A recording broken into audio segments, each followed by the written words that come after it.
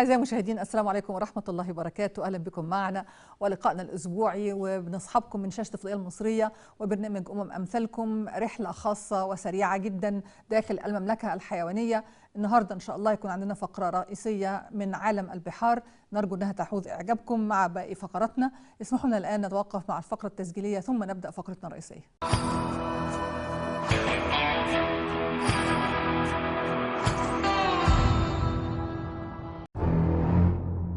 عندما ترى تلك الزعنفة وهي خارج المياه ينتابك شعور بالقلق، وإن كنت تحت الماء فإنك تدرك أن لا محالة أنه هناك موت محقق. سمكة القرش هذا المخلوق المهيب الذي يعتبر عدواً طبيعياً للإنسان، ولكنه لا يعتبر منافساً له في بيئته على الأرض، ولم يكن الإنسان يوماً على قائمة الطعام المفضلة له.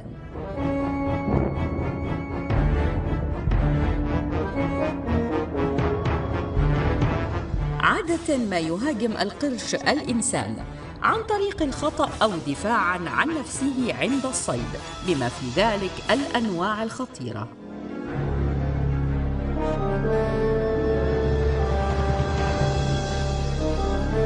القروش كالأسود في التوازن البيئي، وتتغذى القروش على الأسماك الضعيفة المريضة والحيتان النافقة والمخلفات، ولولاها لتعفنت أغلب البحار.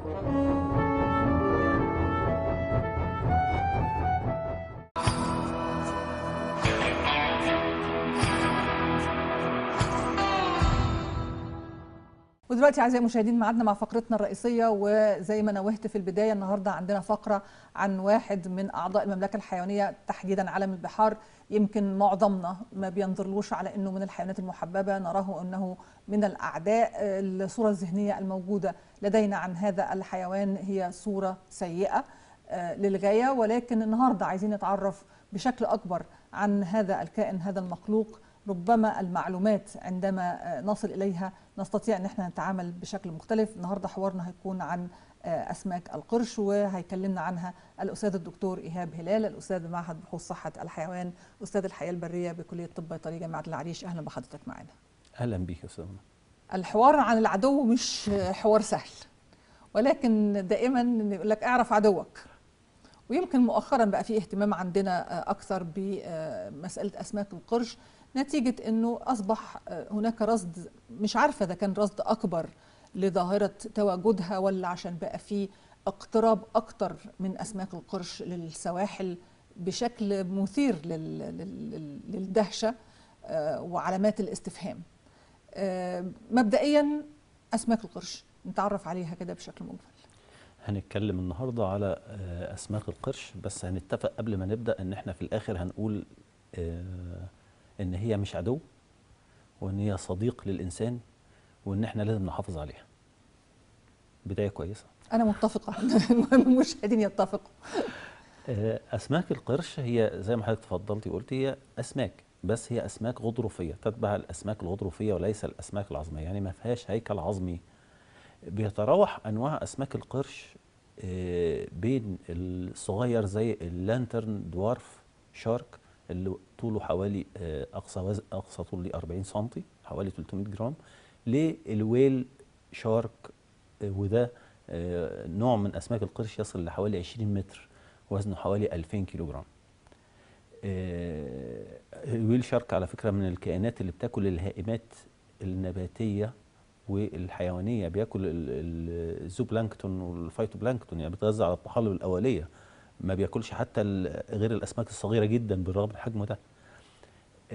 سمك القرش من الكائنات ربنا خلقها في البحار والمحيطات، يعني هو كائن أساسا بيعيش في المياه المالحة، فيما عدا نوع واحد اللي هو الجانجس شارك.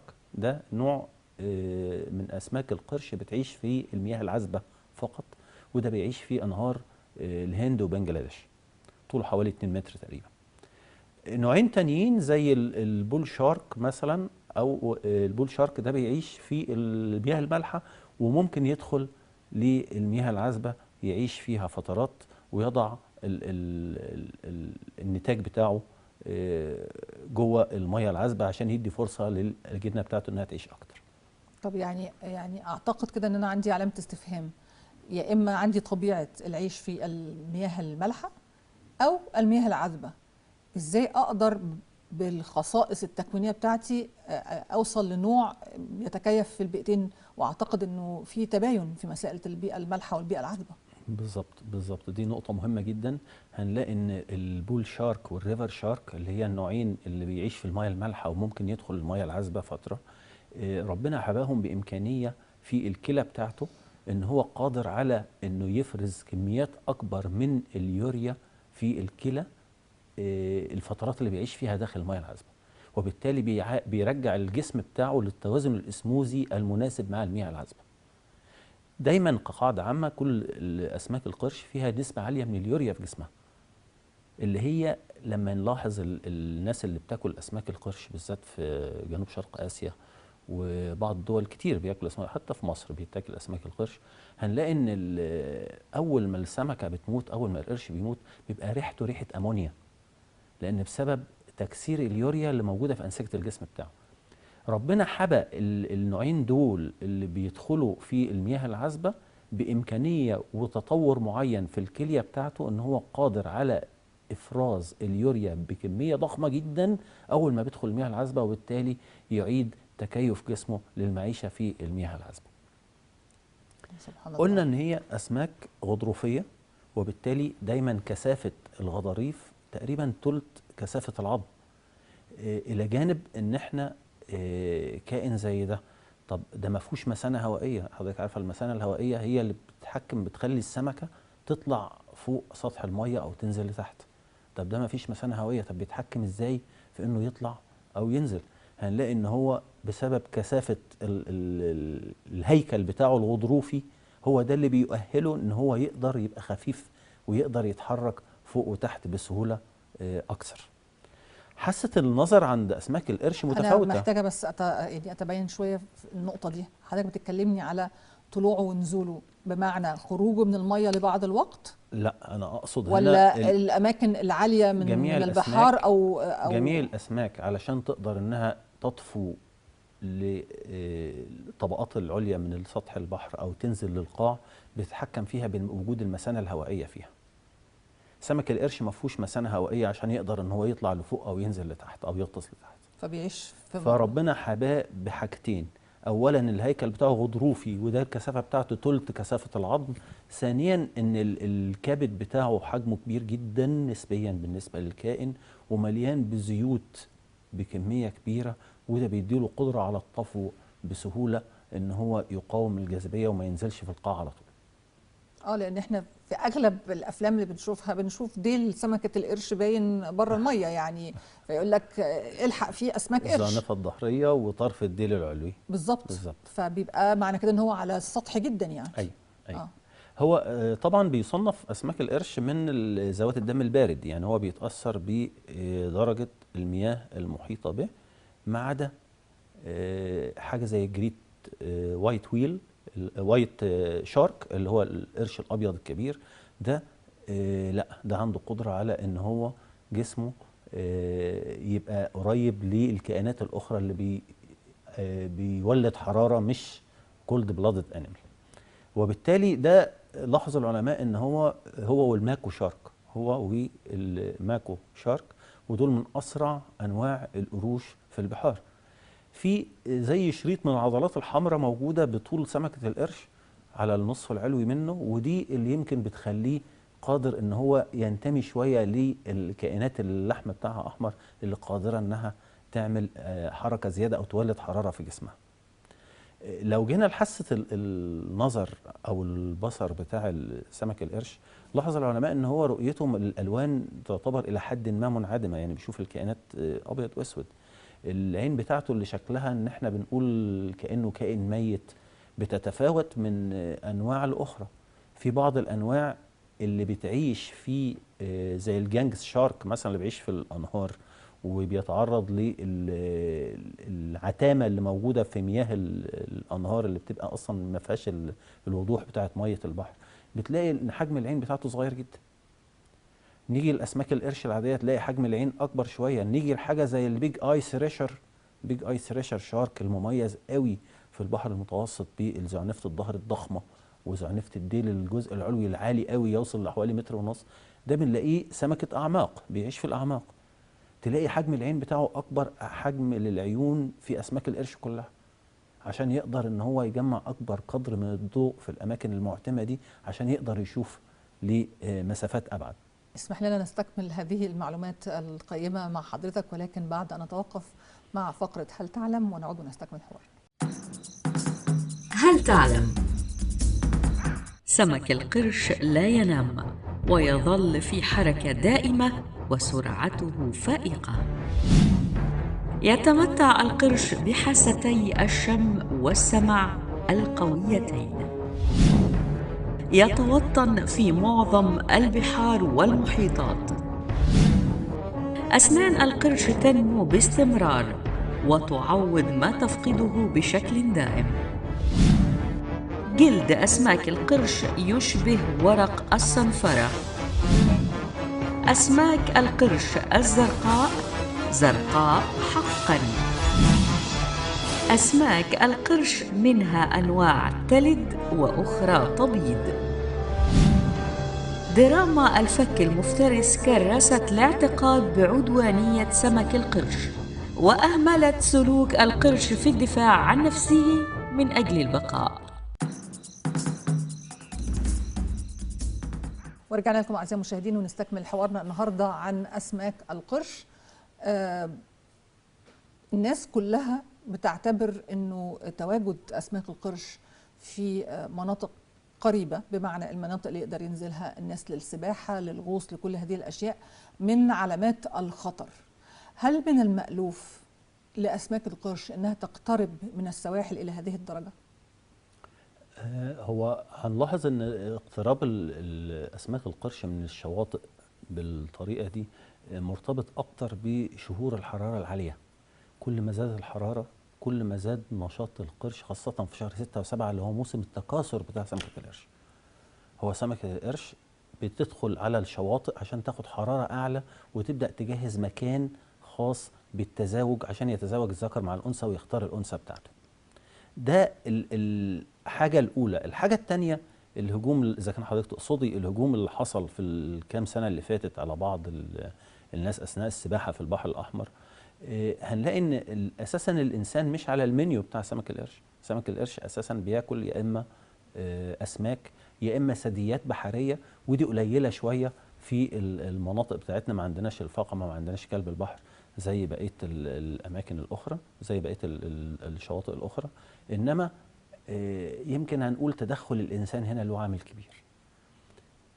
لما نلاقي الناس اللي بتنزل وتقعد تأكل أسماك القرش، لما نلاقي إن في بعض المراكب المحملة بالحيوانات الحية، أعتقد إن لو عندها حيوانات نافقة ممكن هو يرميها في البحر وبدون عقوبة، ومش هتقدر نعمل رقابة عليه في حاجة زي كده.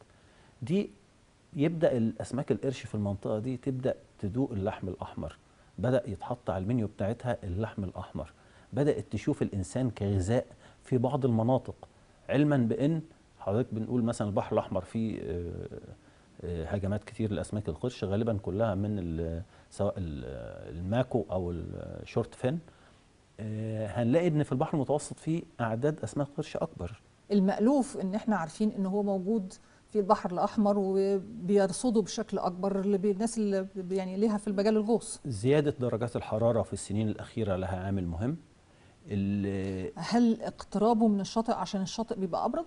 الشاطئ بيبقى اكثر حراره في شهر 6 و7. دايما حضرتك هتلاحظي اكثر حراره، وهو عايز الحراره عشان التزاوج، الحراره العاليه عشان التزاوج.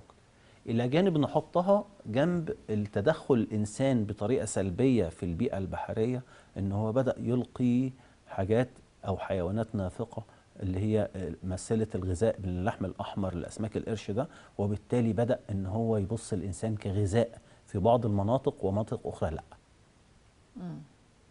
من المعلومات العامة اللي موجودة عن أسماك القرش مسألة قدرة سمك القرش على التنفس واحتياجه إلى أنه يكون في مناطق نسبة الأكسجين فيها متوفرة بشكل كبير جدا مع الحركة الدائمة لأسماك القرش. وده برضو بيثير من علامات الاستفهام اقترابه من السواحل، مع أنه الاقتراب ده معناه أن نسبة الأكسجين بتقل. لا هو مش كده قوي، إنما هو سمكة القرش ملهاش غطاء الخياشيم. عشان ملهاش غطاء الخياشيم وبالتالي التنفس بتاعه بيعتمد على انه لازم يفضل بيتحرك على طول، ما يقدرش حتى ممكن ان هو يدخل في حالة سبات او نوم اثناء الحركة، لان ما فيش حركة خياشيم تدفع المياه للاجزاء او السليتس، الفتحات الاربع او خمس فتحات اللي بيسحب فيهم المية ويبدأ يفلتر فيها الاكسجين، فدي لازم يبقى هو في حركة دائمة. نضيف إلى ذلك كمان إن من الأسماك أو من الكائنات الغريبة في إن الأسنان بتاعته بتتغير كذا مرة في السنة. يعني طقم الأسنان الحادة اللي بنشوفها دي أصلا متثبتة في اللثة، مش متثبتة في الهيكل العظمي للفك، وبالتالي هو بيفقد منها أعداد كبيرة وبينمو أعداد كبيرة من الأسنان بتاعته. فك سمك القرش معروف إنه من أقوى انواع الفكاك الموجوده، بسبب ان هو الاسنان بتاعته حجمها كبير وحاده جدا وسريتد مشرشره، فربنا خالقها مصممه لتمزيق اللحوم، فهو الاسنان بتاعته بيفقدها اثناء الحياه بتاعته، اثناء الافتراس الكتير اللي بيعمله، وبيطلع نموات جديده غيرها بسرعه شديده جدا. اسماك القرش من الكائنات، يعني هنقول ايه اللي بيحصل وايه اللي خلاها تدخل في الاتفاقيات الدوليه للحمايه. ليه اسماك القرش اذا كان هو عدو الانسان زي ما حضرتك ذكرت في البدايه، ونقول ان هو داخل في اتفاقيات الحمايه وان احنا يا ريت نوقف او نمنع صيده او كده. الملاحظ ان بالذات في جنوب شرق اسيا بقى في صيد جائر لاسماك القرش. دايما اسماك القرش لما بتصطاد في الشواطئ بتاعتنا او شواطئ شمال افريقيا وحتى في جنوب افريقيا كله بيبقى باي كاتش، يعني صيد غير متعمد، صيد عن طريق الصدفة في شباك الصيادين طالع بالصدفة. إنما في دايما مراكب لصيد القروش كانت في جنوب شرق آسيا في دول محددة، الأساس فيها هم بيدوروا، يمكن شفنا كتير أفلام على الميديا وهم بيقطعوا زعانف سمك القرش ويعيدوا إلقاء السمكة حية في المية وهي بتنفق بسبب عدم قدرتها على السباحة أو بسبب الافتراس من كائنات أخرى أو قروش أخرى. هو هنا الشعوب أو الدول اللي بتحب جدا طعم أو شوربة زعانف سمك القرش دي حاجة منتشرة جدا فعلا في اليابان وفي دول جنوب شرق آسيا كتير، إلى جانب أن سعر الطبق غالي بس كمان الاعتقاد في الطب الصيني في قدرة غضاريف سمك القرش في علاج الأورام. دي من الحاجات اللي لم تثبت علميا على فكرة، بس ما زالوا مقتنعين بيها لغاية دلوقتي. مش عايز أقول لحضرتك إن في جامعات في الصين عملوا مستخلص غضاريف سمك القرش بتاع زعانف القرش لوفلايزد باودر واتعملت في كبسولات نوع من الأدوية، نوع من الأدوية لعلاج الأورام. هما الكلام كان بيتقال إن موجود في غضاريف سمك القرش مادة سموها العلماء أنتي أنجيوجينيك ايجنت. أنتي أنجيوجينيك ايجنت بمعنى إن أي نموات سرطانية بتحتاج أوعية دموية جديدة عشان ينمو السرطان أو ينمو الورم ويكبر في الحجم. ففي بعض الأورام بتبقى في أماكن صعب الوصول إليها جراحيا، فلقوا هم اعتقادهم كده إنه الغذاء على زعانف سمك القرش باستمرار وشوربة زعانف سمك القرش بيعمل ضمور في الأوعية الدموية الجديدة اللي بتغذي الورم ده فيضمر بالتبعية ويقل حجمه. معلومات مهمة جدا الحقيقة بنسمعها منك النهارده يا دكتور إيهاب. نستكمل مع حضرتك بعد فقرة كائنات لطيفة ونشوف معلومات أكثر عن سمك القرش.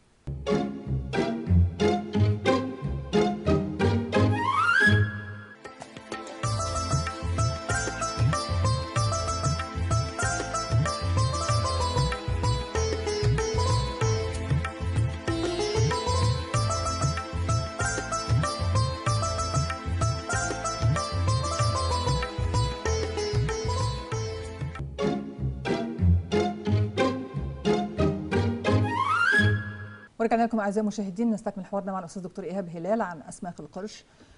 حضرتك استعرضت معنا في بدايه اللقاء الانواع، هل في رصد لاعداد اسماك القرش؟ خصوصا ان حضرتك اثناء الحوار قلت انه ابتدوا يخشوا في برامج الحمايه، يعني احنا عندنا خطر احتماليه نفوق بعض الانواع من، او مش نفوق يعني انه الاعداد دي ستقل بشكل كبير جدا في انواع معينه خصوصا في مناطق شرق اسيا مثلا.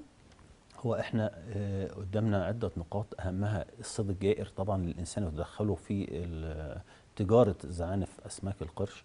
الحاجه الثانيه ان اسماك القرش قله وفره الاسماك في المصايد الطبيعيه بتاعتها بسبب الصيد الجائر للاسماك قلل الغذاء بتاعها، وبالتالي بدا يدور على غذاء بديل زي ما حضرتك تفضلت ان بدا يبقى في حالات هجوم ليها.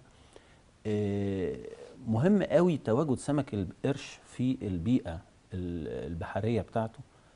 هنا ليه اتفاقيات الحماية معمولة؟ ليه؟ مش بسبب النقصان بس، بسبب أهميته، مفيش لأن تهديد دايما بانقراضه يعني. أكيد إن أعداده في تناقص طالما إحنا بنتدخل فيها، لأن سمكة أو كائن سن البلوغ بتاعه 13 سنة أو 12 سنة وبعدين بيولد. أو على فكرة الأسماك القرش هي من الأسماك مجازا بنسميها اوفو فيفي بيرس، او هنقول ولوده بس هي مش ولوده بالمعنى الحرفي. هو عنده مبيض واحد في الناحيه اليمين، في اتنين الرحم بتاعه بيبدا يطلع البويضات، الانثى تطلع البويضات في الرحم، يحصل التزاوج ويحصل اخصاب لمثلا 10 او 12 جنين او 12 بويضه زي ما في الساند بار او قرش الرمال. يبدا البيض المخصب ده يتغذى على المح بتاع البيضة، ويبدأ يتغذى على البويضات الغير مخصبة اللي موجودة داخل الرحم، لغاية ما تنزل سمك طولها حوالي 40 أو 50 سنتي حي فايبل، يعني بتولده، المجازة أنها بتولده مش بتبيض بيض. وبالتالي لما هي كل سنتين هتولد مرة، وعدد بتاعها 10 ل 12 كائن، وهي سن البلوغ بتاعها 12 أو 13 سنة. احنا بنتكلم على كائن فعلا بالتسلسل بتاعه وقصه حياته دي هو هيعتبر مهدد بالانقراض. طب هو مهدد بالانقراض لو هو اختفى من البيئه وقال احنا مش هنعيش في سلام على فكره، لان نلاحظ دايما ان نسبه الامراض في اسماك المياه المالحه اقل بكتير قوي من اسماك المياه العذبه بتاعه الاستزراع السمكي، لان هنا موجود سمكه زي القرش ده على قمه الهرم الغذائي في البيئه البحريه، ده حجر زاوية في البيئة اللي هو موجود فيها، هيتغذى على الأسماك. لما بيطارد الأسماك ويتغذى عليها بيتغذى على الأسماك المريضة، يتغذى على الأسماك اللي فيها تشوهات خلقية، وده شيء وارد زي ما بيحصل أحيانا في أسماك المياه العذبة بتاع المزارع، ما نلاقيهاش في أسماك البحر إلا نادرا، لأن دي بيتم افتراسها في مراحل من نموها بسبب حاجة زي سمك القرش. هو وظيفته يحافظ على الوعاء الجيني للأسماك البحرية دايما في حالة هيلثي، في حالة عالية، في حالة قوية، بحيث ان دايما السمكة الأفضل والأقوى هي اللي بتتكاثر وتوصل لمرحلة البلوغ وتورث صفاتها للأسماك التانية. في حالة عدم وجود سمكة زي سمكة القرش هتتدمر البيئة البحرية، لأن هتلاقي الجين أو الوعاء الجيني بتاع الكائنات البحرية يبدأ ينحدر وينزل. حاجة كمان، حاجة زي السلاحف البحرية. السلاحف البحرية دي عاملة زي الأغنام بتاعة قاع البحر، دي بتنزل على أي مناطق. دايما قاع البحر فيه أجزاء كبيرة مليانة طحالب ونباتات وغابات من النباتات البحرية.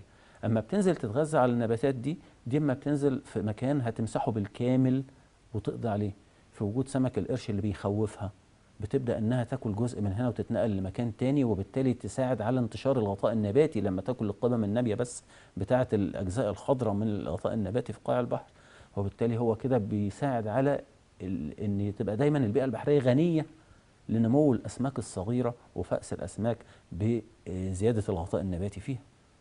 بعيدا عن الإنسان العدو الأول لكل الكائنات تقريبا، من هو العدو لأسماك القرش؟ أسماك القرش العدو الأول هو الإنسان طبعا، وزي ما قلنا هو توب بريديتور على قمة هرم غذائي.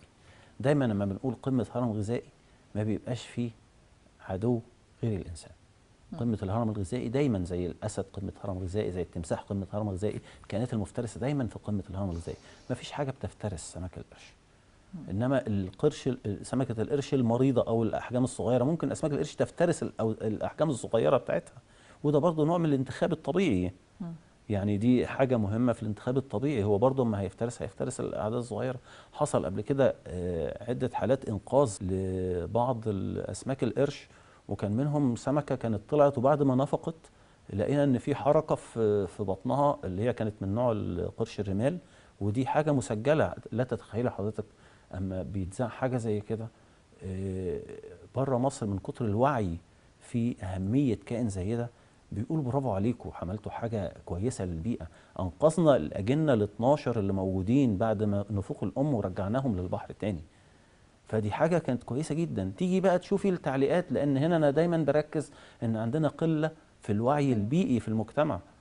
تلاقي الناس ازاي وانتوا بتخلوها عشان الحاجات دي هترجع تاكلنا، هي ما بتاكلكش غير لما انت غيرت السلوك بتاعها بالسلوك السيء للانسان في التدخل في التوازن البيئي بتاع البحر. للاسف يعني ربنا خالق الكون والعالم كله يعني بمقدار وبتوازن خاص جدا، وللاسف هذا المقدار كان لخدمه الانسان، ولكن الانسان هو المدمر الاكبر لهذه البيئه، وبالتالي هو بيكون اول من يدفع الثمن.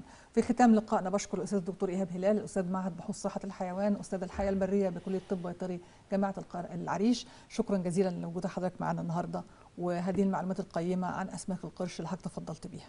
شكرا استاذ نور، شكرا جدا. دلوقتي اعزائي المشاهدين ننتقل لفقره لقطه الاسبوع.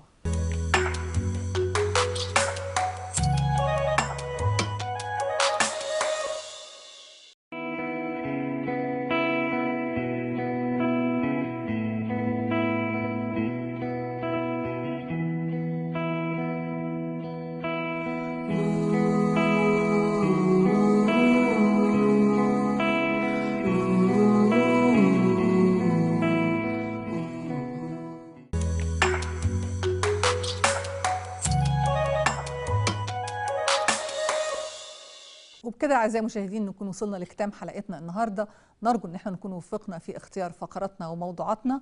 ان شاء الله الاسبوع القادم يكون لنا لقاء جديد، حتى ذلك الحين لكم سلام الله ورحمته وبركاته.